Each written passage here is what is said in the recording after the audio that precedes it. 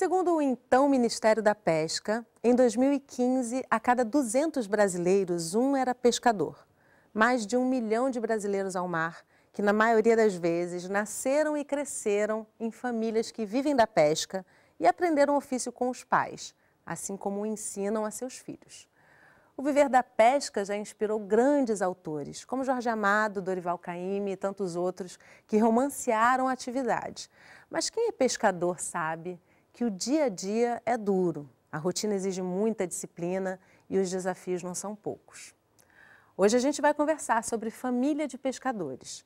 Os nossos convidados são Carlos Eduardo Ribeiro Coutinho, da Fundação Instituto de Pesca do Estado do Rio de Janeiro, FIPERJ, Mircilene dos Santos Rodrigues, pescador e presidente da colônia Z5 em Arraial do Cabo, e José Manuel Pereira Rebouças, pescador, tesoureiro da colônia Z13 em Copacabana. Gente, muito obrigada pela presença de vocês aqui com a gente hoje no estúdio. José, eu vou começar com você, porque a sua história ela começa bem cedo, né? Assim, com 13 anos você já estava realmente se iniciando na pesca junto com seu pai.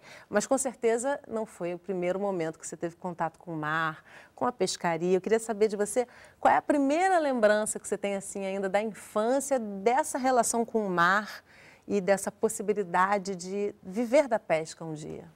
Eu nasci numa comunidade no Ceará, Pontal de Maceió, Aracati, Ceará. Hoje, Fortim, Ceará, porque Fortim passou a município. E ali, nascido de um pescador, né? Quer dizer, meu pai era pescador. Minha mãe lidava muito com o artesanato, que era aquele trabalho que se chama de labirinto, que se faz na mão, que é um monte de situações de manobra para poder aprontar, né? E, ao mesmo tempo, minha mãe também era parteira da cidade, daquela comunidade. E o que acontece que, os primeiros meus contatos assim, com o mar, eu já pequeno, meus 7 anos, 8 anos de idade, ela já me levava para a beira da praia, porque as roupas que, quando suja, lavava nas falésias, que era o mar e as falésias, ali já saía água doce para o mar. Então, fazia aquelas piscinas e ali lavava a roupa e levava a roupa já seca para casa, né? E como o mar muito próximo, dava muita lagostinha, então quando a maré esvaziava, já brincava de pescar, né? Exatamente. Ali a gente já pegava lagosta, já levava uma varinha com anzol, já pegava peixe. Então, esses foram os meus primeiros momentos com o mar. Deixa eu te falar, eu acho isso muito importante, você ter recebido do seu pai e sua mãe a educação. Só que eu não. A Mircilene já teve uma história diferente, né? Foi pescar com 18 anos já, né? Eu fui pescar com 18 anos. E eu não tenho pai e mãe pescadora. Eles são agricultores. Meu pai veio para Arraial do Cabo para trabalhar na Álcalis. Então, eu saí para pescar por necessidade mesmo, sabe? Aí eu pesquei ova de ouriço, marisco e aprendendo o ofício com os outros. Para você ver, né, Mircilene? Então, o que acontece? A partir daí, você fala na agricultura, é muito importante. Porque naquela época, o que rolava mais de fomentação na comunidade era a pesca e a agricultura. Né? Como a gente tinha um quintal muito grande, né? Então, meu pai também cultivava a agricultura, plantava macaxeira. São relações, né? Assim, são atividades que se relacionam, né? Então, no inverno, Muito na época comum. de inverno, ele plantava a macaxeira, que chama de aipim, né? E feijão, melancia. Então, ali também ele envolvia a gente, né? Vai lá colocar 3 sementes lá na cova. Agora, a Mircilene deve ter sido um desafio no aprendizado, né? Porque para uma criança que cresce ali no meio da pescagem e também, né, desse contato com o mar, aquilo ali é quase um instinto, né? Você aprende olhando. Como é que foi para você? Foi muito difícil no início. Mergulhar na água gelada às 5 horas da manhã, tirar o mexilhão. Depois eu saí dali para maricultura. E está até hoje vivendo, relacionando-se com a pesca, né? Desde 18 anos.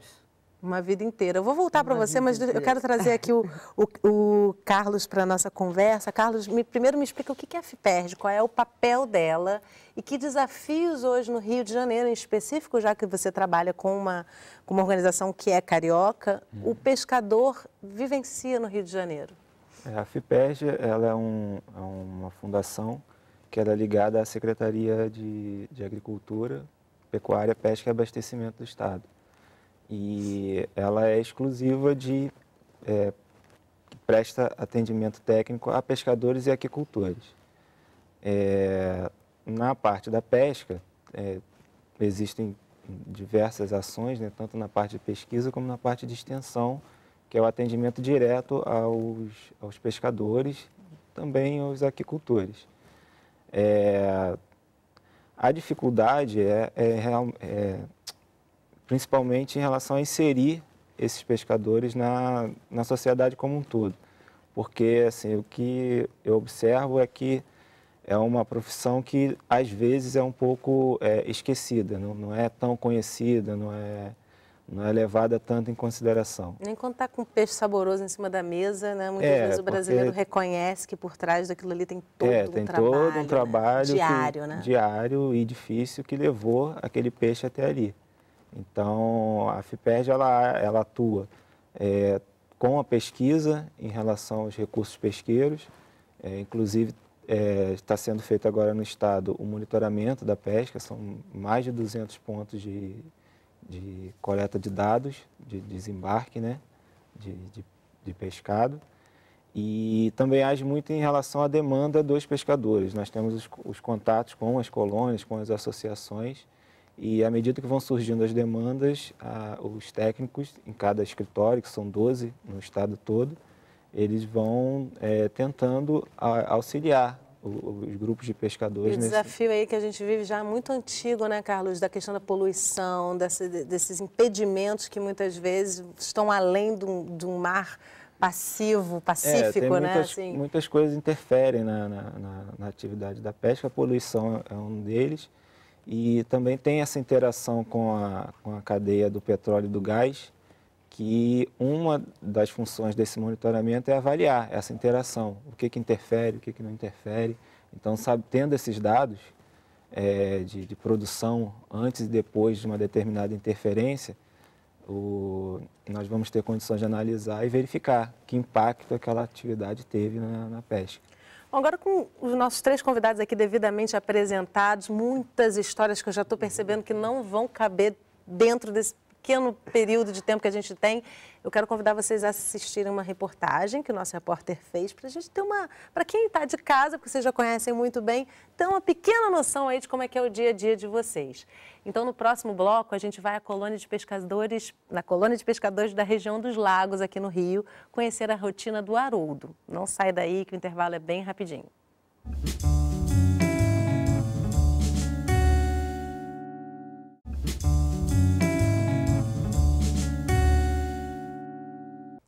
Estamos de volta conversando sobre família de pescadores.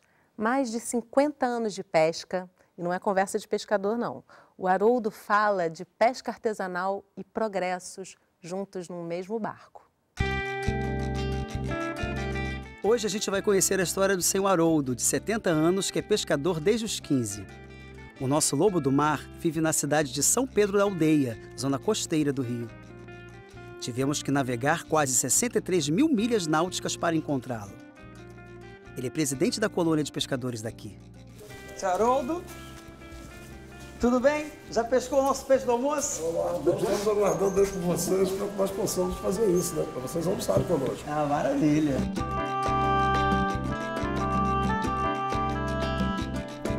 O senhor mora aqui há muito tempo?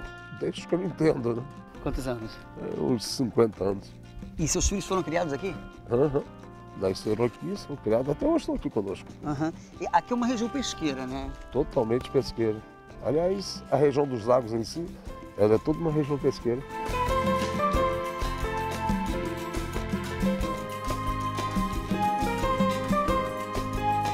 Na colônia que seu Haroldo preside, há aproximadamente 3 mil famílias que vivem da pesca. A nossa pesca é totalmente artesanal. Porque eles têm um consenso que o pescador ele vai para o oceano, pega uma traineira, vai lá e mata toneladas de peixe. Não, ali é pesca de mar aberto, que oferece uma condição muito melhor. A nossa pesca de interior. E assim que pesca, ele já vai ser vendido? Já tem as pessoas indicadas no caso, né, que são os atravessadores, combina com um preço, combina com outro preço, é lei de oferta e procura, mas o pescador ele é fiel nesse ponto. Às vezes o outro vem e coloca um preço melhor, mas ele já tem aquele comprador. Há muitos anos é amor velho, não pode ser trocado por amor novo. Ele procede, continua vendendo peixe para ele. Ele conta como aprendeu a profissão. Como ninguém nasce sabendo, sempre tive uma pessoa bondosa, uma bondosa que sempre aparece e me ensinou os trejeitos da pesca, né? Mas quem foi que ensinou o senhor? Esse senhor já faleceu há muitos anos, o senhor Constantino. São quantos anos de profissão? Uns 54, 55 anos. Lembro de muitas histórias? Muitas e muitas e muitas. Eu, por exemplo, já naufraguei, já fiquei quase 4 horas e tanta com um pescador nas costas, né? Graças a Deus. Levamos em frente, eu estou aqui para contar essa história. Mais alguém da sua família vive da pesca? Quem? Sogro, cunhado. Todo mundo? Família quase que inteira. Meu neto, hoje, com 13 anos de idade, também está na pesca. Eu tenho muito orgulho disso. O Pedro participa das atividades da colônia quando tem folga na escola. Ele não teve aula no dia que gravamos com seu avô. Pedro, que peixe é esse aí? É a tainha. Você conhece muitos peixes? Sim. O que você acha da profissão do teu avô, da tua avó, do teu bisavô, tio, né? Todo mundo da família é pescador. Eu acho muito boa. Pretende seguir também? Sim. E o que você já faz aqui na laguna? Eu ligo o motor de barco, cerco, colo rede. O senhor agora é aposentado, né? Mas como é que era a rotina? A rotina permanece a mesma. Eu aposentei, continuo presidente de colônia e continuo pescador, né? Eu, quando posso, dou minha escapulidazinha da colônia e vou dar minha pescada para ajudar no orçamento. E todo esse tempo enquanto pescador, o que mudou? Antigamente nós não tínhamos motor na embarcação. Antigamente nós íamos pescar, por isso que a quantidade de peixe era maior e os barcos eram menos, que nós tínhamos que pescar no braço, no remo, quando não ia a vela. Nós íamos a vela e se não tivesse vento para nos trazer, nós tínhamos que voltar no remo. Isso nos dava uma certa consistência, uma saúde boa. E hoje a coisa se tornou mais fácil, né? Nós temos um motor na embarcação que, aonde levava uma semana para chegar lá para pescar e trazer esse pescado, hoje vai lá, põe a rede, com meia hora está de volta, depois vai lá com mais meia hora, 40 minutos, vai lá, pega a rede, recolhe o peixe e vem. Então já não existe mais aquele esforço físico que nós fazíamos. E quando a maré não está para peixe? Ora, há muito tempo que a maré não está para peixe para a gente. E a gente tem que tentar fazer com que ela melhore um pouco essa maré. Então a gente luta um pouco mais. Viramos à noite, enfim, nós temos que trazer o sustento para os nossos lados.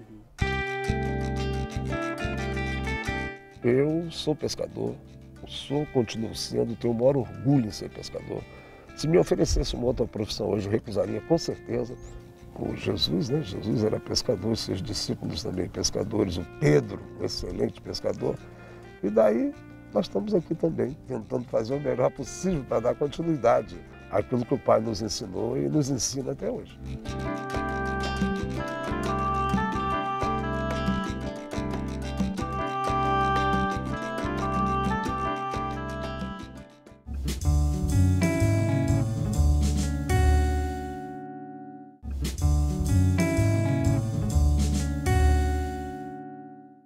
Estamos de volta conversando sobre família de pescadores. Com a gente aqui no estúdio, José Manuel Pereira Rebouças, pescador, tesoureiro da colônia Z13 em Copacabana.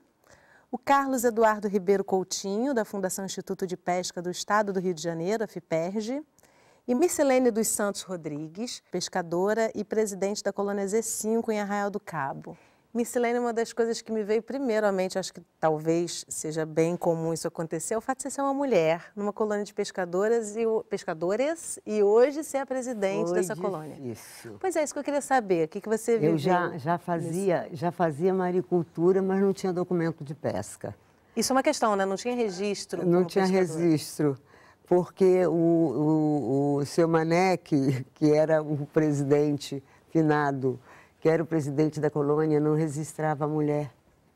Isso era uma coisa interna da colônia, mas não tinha a ver com uma legislação maior? Não. Tá. Não registrava a mulher. Ele falava que a mulher não pescava, não. E eu já tinha maricultura já. Aí a doutora Neide Claire, que era do MAPA, falou assim, saiu 3 vezes para pegar marisco comigo, que ela adora marisco. Aí ela me levou lá, falou, ô, seu Maneque, resista essa menina para mim. Aí ele foi, me registrou, me deu um curso pop, Isso é importante, né? Esse reconhecimento, né? Porque já é tão difícil a atividade sem esse reconhecimento e esse aprendizado. Me deu o né? curso pop e aí eu pude trabalhar em paz. E daí para ser presidente da colônia, como é que é isso hoje? Daí eu fui representar as mulheres da agricultura e pesca lá em Brasília. Quando eu voltei de lá, seu Maneque ficou mais ameno comigo, mais amor comigo. Aí depois ele veio me chamar para uma reunião da colônia. Era um bota-fora de seu Maneque. Ele acabou ficando e acabou faltando 3 conselheiros. Eu fui eleita uma conselheira. Uma representação feminina. A FIPERJ trabalha, tem alguma coisa em especial com a questão feminina na pesca ou realmente esse espaço ainda é muito limitado, tantos anos depois do início dessa trajetória da Mircilene? Não, tem inclusive algumas políticas públicas que são voltadas especificamente para grupos de mulheres, que tem o Pronaf Mulher e também para outros grupos, como o Pronaf Jovem, que são voltados para esse público específico. E em relação ao trabalho da FIPERJ, existem, no caso até em Arraial do Cabo, tem a cooperativa de mulheres nativas, que a FIPERJ trabalha junto com elas e elas desenvolveram, criaram a cooperativa e a FIPERJ sempre, os técnicos de lá sempre participaram desse processo. E a gente sempre estimula a participar, porque antes as mulheres ficavam mais, né, no papel de processar o peixe, o pescado, ou seja, o marisco, mas agora elas já estão participando mais do ato da pesca em si. José, como é que você vê, assim, não só falando da questão feminina, né, mas existe toda uma cultura em volta da pesca, que é extremamente masculina ainda hoje, né, e você pequeno com a família toda, poucas mulheres na sua família provavelmente participavam desse dia a dia de busca do peixe ao mar. Como é que era isso? A questão das mulheres na pesca no Brasil, né, ela está mais voltada muito mais para os rios, estuários, né, que era uma pesca mais de esforços menos, né? No mar aberto sempre teve essa dificuldade, né? Depois da Constituição de 88 foi que abriu mais as portas para a questão da mulher. É tanto que você vê de ponta a ponta. Eu lembro, nos anos 80 tinha uma pescadora muito forte lá em Fortaleza, uma mulher, uma jangadeira, não sei se ela está viva até hoje, né? E outra aqui em São Paulo, né? Quer dizer, as coisas para a mulher sempre foi muito difícil, né? A questão da pesca. Hoje a gente já vê diferente. Hoje a gente vê que isso também era uma lenda muito fixada, uma coisa. Eu acho que a mulher está preparada, né, para ser uma grande navegadora, para ser uma grande mergulhadora, para ser uma grande... Então, hoje a gente está vendo uma coisa diferente, né? Eu tenho lá uma turma de mulheres que sai de embarcação todo dia para poder pescar. Hoje, nos dias de hoje, assim, falar da pesca artesanal, falar dessa atividade que tanto contribuiu para esse país, na questão da alimentação, que é o peixe, né? Uma coisa que hoje as pessoas sempre me perguntam, Manuel, por que o peixe está tão caro? Sempre, às vezes, a palavra é inversa. Você está de boa vida porque o quilo de peixe está custando tanto. Quer dizer, as pessoas ainda não estão Eu não conheço nenhum pescador que tenha ficado milionário, né, José? Você conhece algum, Carlos, que tenha ficado muito rico com o quilo do peixe? E eu costumo sempre lembrar de uma frase que meu pai falava, porque eu sempre perguntava para ele, pai, eu quero ter isso, eu quero possuir isso, e aí, como é que é? E eu lembro de uma frase que ele falava para mim, meu filho, eu não quero ser rico. A palavra rico é uma palavra muito perigosa. Então ele sempre falava assim, eu quero que o mar sempre tenha peixe para mim ir lá trazer um pouquinho e isso é a riqueza verdadeira, vocês. né? Então, nessa frase, eu levei também ao conhecimento dos meus filhos, já bem lá na frente, que a importância de você sobreviver de uma atividade tem que ter o máximo de cuidado, o máximo de visão, porque se for atividade da pesca, às vezes você sobrevive de um pouquinho de espaço, Deixa eu só te interromper para não perder aqui, que a gente já está caminhando para o final do programa, o tempo é rápido. Mas eu queria saber uma coisa de vocês, começando aqui pelo Carlos, essa questão do progresso, né, Carlos? Assim, o pequeno pescador, ele lida com uma competição muito difícil com as grandes empresas que vão a mar de forma muito mais industrializada, vamos dizer assim, né? Como é que hoje se protege esse pescador e essa pesca artesanal aí? Já existem legislações, né, que algumas em vigor, outras sendo elaboradas, no sentido de você ter um manejo adequado desses recursos pesqueiros. Então, só que isso depende de pesquisas e algumas, até a FIPES participa, o próprio monitoramento da pesca é uma delas, e isso ao longo do tempo vai se organizando para ter um espaço para que todos possam atuar de maneira simbiótica, né? Que todos possam ter sua parte. Não precisa brigar com a outra, né? Não precisar brigar com a outra. Mas isso depende de muita pesquisa e avaliação também. Como é que vocês se sentem e percebem aí essa convivência, né? Entre o progresso e o artesanal? A convivência não é boa, não. Sabe, porque essas embarcações que vêm de petróleo, ela acaba, sei lá, peixe some, peixe da época some. Isso não foi pesquisado ainda, tá? Mas a gente percebe, a gente que é pescador, percebe que peixe daquela área sumiu. Então, esse progresso, junto com a pesca artesanal, até hoje não deu certo para mim, não. Afugenta os peixes, né? Afugenta o peixe. Esse é um olhar. Esse é um olhar. Percepção. Também tem as áreas de exclusão, né? Porque, por exemplo, se tem uma plataforma implantada, tem uma área de 500 metros que não pode ser É uma proteção mínima, né? Que é necessária ali, né? Então, uma isso também acaba reduzindo. Que pescador não pesca. Para a área de exclusão deles.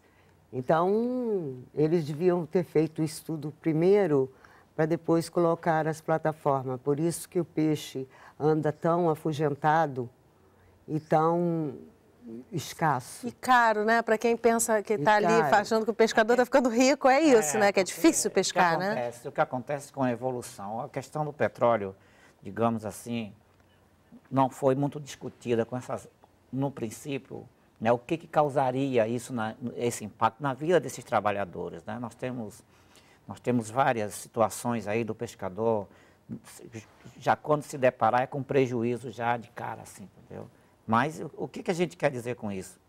Não foi discutido porque eu acho que se foi descoberto o campo de petróleo e foi discutido com a categoria que faz uso daqueles berçários, a primeira coisa é você ver o que o pescador tem para falar, né? Essa troca, né? Essa conversa, esse diálogo. Até hoje o Brasil até hoje, digamos assim, a nível de Brasil, que o petróleo está em todo o Brasil, o pescador sempre quer uma compensação. E a compensação, muitas das vezes, não queremos em grana, não. Nós queremos em ações, né? Por exemplo, hoje os pescadores de Norte e Nordeste, por exemplo, agonizam pelo pesqueiro artificial, né? Que seria uma compensação de que as espécies não iam se afugentar para tão longe, né? E o próprio pescador ia ter o seu berçário lá para capturar para garantir até para o teu filho, né? Para o seu neto, como você disse no início do programa, já estão ali se envolvendo com o pescar, né? Com esse dia a dia aí que passa-se muitas vezes essas pai empresas, filho, mãe para filho. Que elas dão de compensação, não dá para mim montar um negócio para mim, eu, Missilene, que dirá um negócio para um monte de gente, um monte de associado. Eu tenho que encerrar o programa foi rápido porque são gerações de histórias, né? A gente acabou não conseguindo nem tocar dentro disso, mas acho que a gente trouxe uma questão importante, né, Carlos, que são as vivências que muitas vezes limitam a experiência dessas famílias, né? Que a gente precisa sempre proteger para poder manter aquele peixe lindo na mesa sem ser derrubado pelo progresso. O progresso tem que ajudar a gente, né? Ajudar cada um de nós. Gente, eu quero agradecer muito a presença de vocês aqui e vamos ter outras oportunidades para poder falar disso, porque o programa merece o espaço de... Falar o dia todo e a noite inteira. Espero que eu... Muitas histórias de pescadores. Espero que tenhamos outras oportunidades, até para mim realmente falar realmente o que é a Colônia Z13 de Copacabana, o dia a dia, a história dela, o dia a dia, né? Por que tem um programa por colônia, eu acho, né? Muita história de pescador para a gente contar.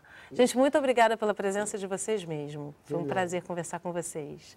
E obrigada a você que acompanha a nossa conversa aqui pelo canal, pela internet ou um dos nossos canais parceiros. E a gente quer conhecer uma história da sua família. Entra em contato com a gente pela nossa página, sugere um bom tema para a gente conversar. Eu espero você na nossa próxima conversa. Tchau!